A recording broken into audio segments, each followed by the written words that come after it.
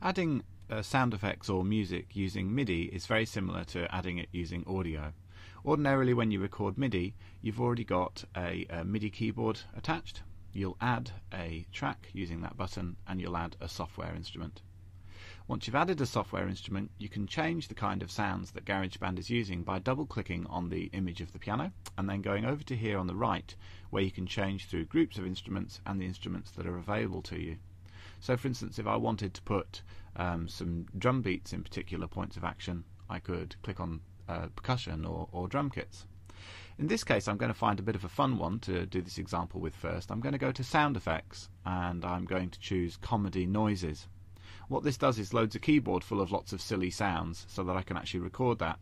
And I don't have a MIDI keyboard attached, so I'm going to go to Window and Musical Typing and use the built-in on-screen keyboard.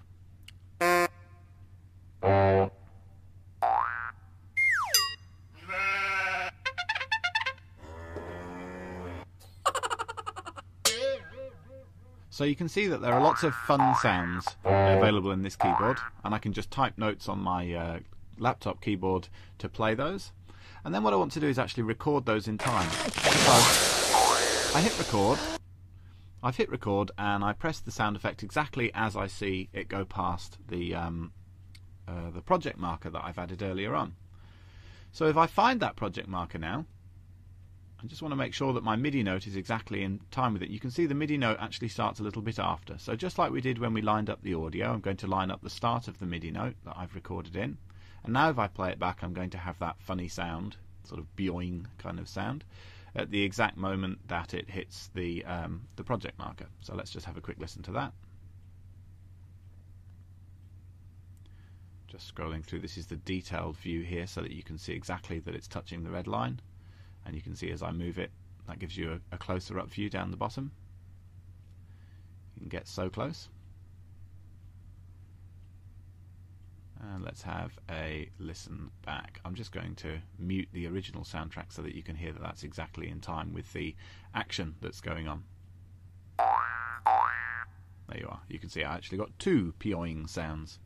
Alright, just to go through that whole method again, let's add another track. So I'm going to click the little plus button at the bottom left, I'm going to click software instrument, and let's put another MIDI sound exactly in time with the moment that the acorn pops out.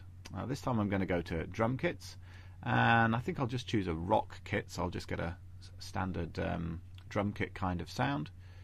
And then again I'm going to open the on-screen musical typing keyboard, so I'll go to Window, Musical Typing, and again I'm going to just work out exactly what note I want. There we go. A cymbal crash might be pretty good at the moment the acorn pops out, so I'm going to hit record, play the cymbal crash, and then just check that that's exactly in line with the hit point. You can see there I was a bit out, a bit early, so again I'll just jump exactly to the marker. That puts the red line there for me to line up the cymbal crash with. And now I've got this sort of funny peoingy sound and the cymbal marker. Of course, it could be a drum roll or a more musical element that you actually perform. I'm just doing very simple percussive sounds here to show you how to do it yourself.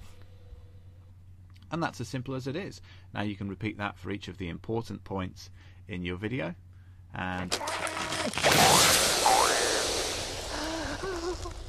there it is again with the original soundtrack too.